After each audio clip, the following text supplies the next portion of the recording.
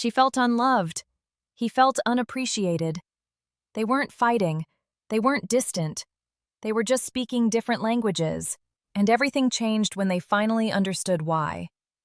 Hi, I'm Dr. Elena, and today we're breaking down the framework that saved thousands of relationships. This isn't about romance, it's about translation. Quick note, this video is educational. We're not therapists. If you're in crisis or dealing with abuse, please contact a licensed professional. Link in description. Welcome to Bondwell. I'm Dr. Elena. Today, we're talking about the single most practical framework modern couples are missing. Here's what's happening right now in relationships everywhere. One partner is showing love, but the other isn't feeling it. Not because they don't care, but because they're using the wrong delivery method. Think of it like this. Imagine someone gifts you a luxury car, but you've always dreamed of traveling the world. Generous? Absolutely. But it misses what you actually wanted. That's most relationships today, and it's fixable.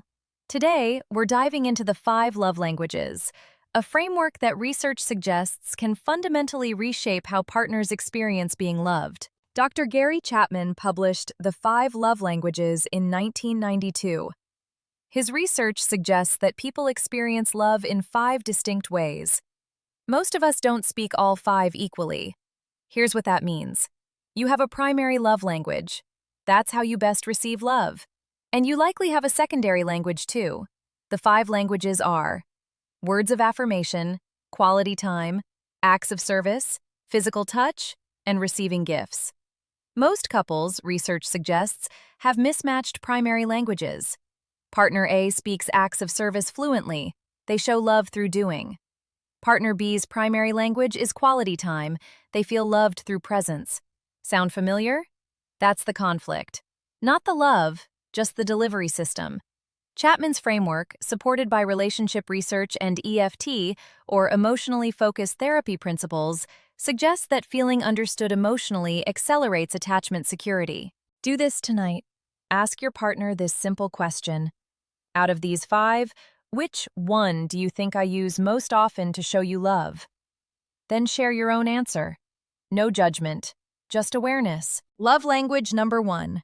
Words of affirmation. This is verbal expression. Compliments, encouragement, specific praise.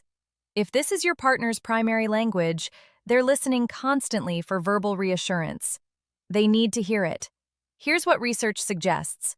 People with words of affirmation as their primary language often internalize criticism longer. One harsh word can undo 10 compliments.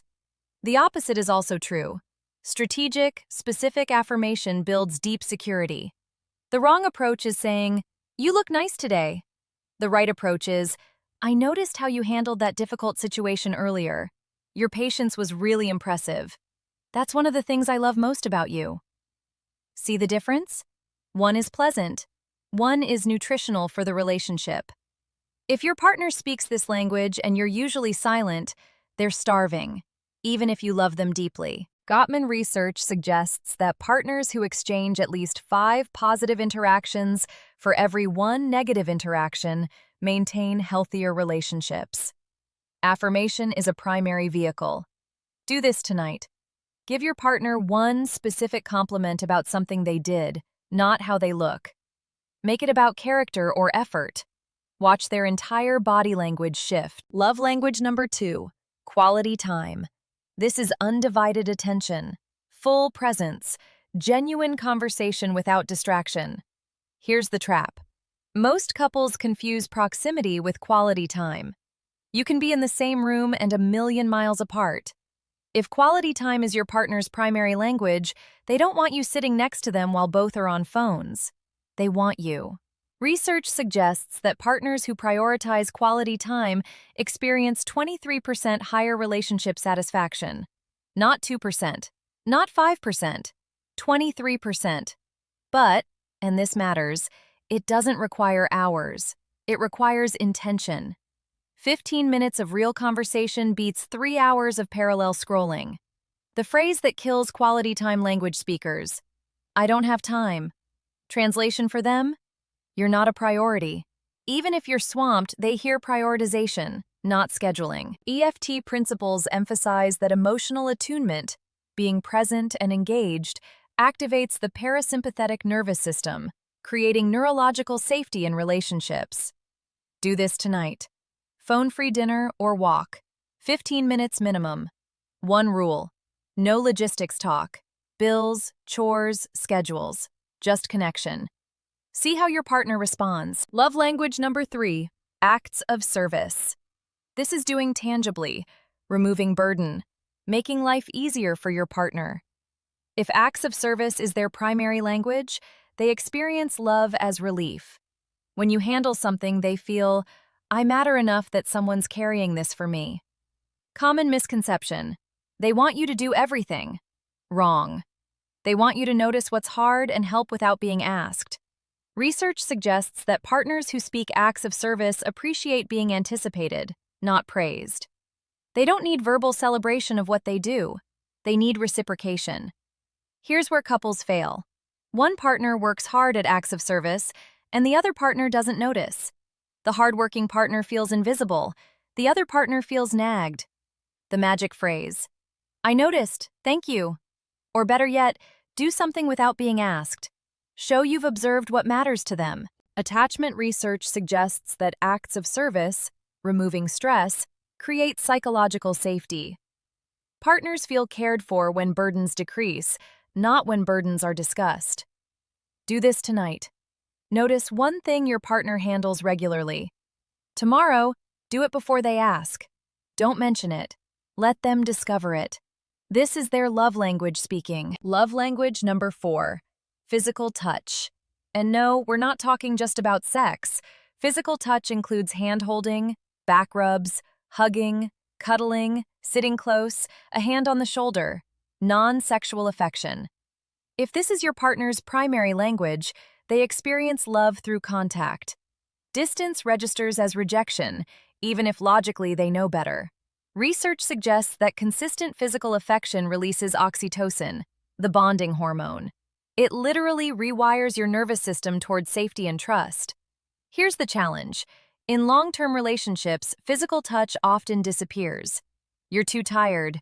You're not in the mood for sex. So you don't touch at all. But for touch language speakers, the absence of touch feels like the absence of love. Not sex. Touch. The fix: casual, consistent contact. Hand on their back while cooking. Fingers intertwined while watching TV. A kiss on the shoulder. These aren't foreplay. These are conversation. If you naturally avoid touch, this is harder for you. But your partner's nervous system depends on it. Neuroscience research shows that regular physical affection activates the vagus nerve, promoting parasympathetic or calming activation. Touch is not optional for attachment. It's neurobiological. Do this tonight. Commit to one non-sexual touch moment. Hand on their back while making coffee. Hold hands for one full song. No agenda, just contact. Love language number 5, receiving gifts. This is often misunderstood. People assume it's materialistic. It's not. For receiving gift speakers, a gift is symbolic. It's a physical representation of, I was thinking about you. I know you. I remembered. The gift size doesn't matter. A $3 item they mentioned 3 weeks ago beats a $300 item that shows no thought. Research suggests that gifts trigger memory and identity. When your partner gives you something thoughtful, you don't just have an object, you have a timestamp of their attention toward you. The emotional content, I was thinking about you, is what registers. Here's where people fail. They give gifts only on obligatory dates, birthdays, anniversaries. For gifts language speakers, surprises throughout the year matter more than large gestures on calendar dates. Also, and this is important, the gift means nothing if you're resentful about it. If you're giving a gift with internal eye-rolling, they feel it. Gifts only work when they're given with genuine thoughtfulness. Behavioral economics research suggests that symbolic gifts create stronger emotional memory formation than material value. Thoughtfulness registers neurologically as validation. Do this tonight. Recall something your partner mentioned wanting, even casually, in the last month. Get it. Or commit to getting it. Nothing expensive. just remembered. Here's what most couples get wrong, and this is the turning point.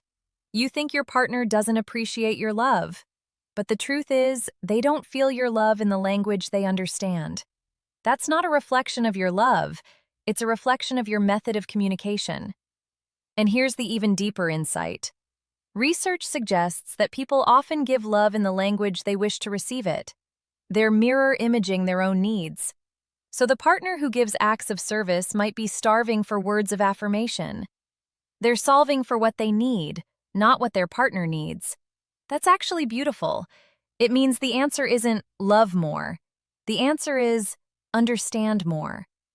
Once you know your partner's primary language, you haven't changed anything fundamental.